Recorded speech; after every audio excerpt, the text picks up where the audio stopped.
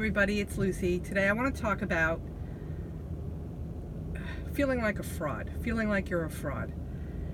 So, if you know me or if you follow me on Love Always Lucie, you know I recently wrote a book. And that book, maybe not that particular book, but I did want to write a book for pretty much my whole life since I was a teenager. Writing was my passion and something I always wanted to do.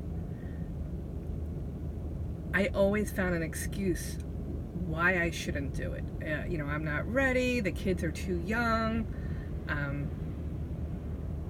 whatever the excuse was, the bottom line was I really thought I wasn't good enough, and I thought if I did put that book out there that I was going to be called out on it, like as if I was a fraud or, not good enough to be in the company of other authors. And that's a part, that's a piece of anxiety. Everyone has that feeling from time and again, but when it really starts to interrupt your thinking often, or it stops you from doing stuff, that's fear. And the continuous fear about those thoughts is anxiety. And, I can't go back and change it. And I wouldn't change the course of events because it got me to where I am today. However, there is a small part of me that wishes I could go back and tell my younger self, you're good enough.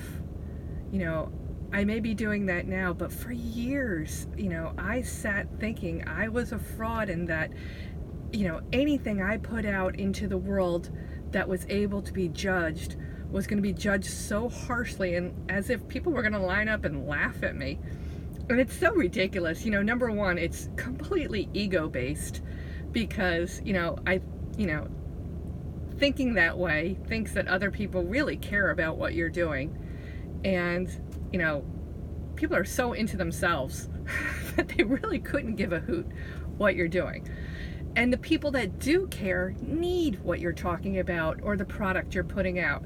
So those are the people that you're working for. So don't worry about the naysayers or anyone on the sidelines, and those were the people that I was worrying about. And even those people weren't going to call me a fraud. They just didn't like me. They didn't like the cut of my jib, and that's okay. Do things for yourself, because what's coming through you is what you're supposed to do, and it's what you're supposed to give the world. And my book may not be everybody's cup of tea, and that's okay. I'm at the point where that's fine.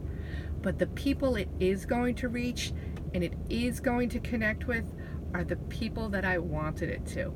So go out there and do it. No one is going to think you're a fraud. You are good enough. You got this. Have a great day.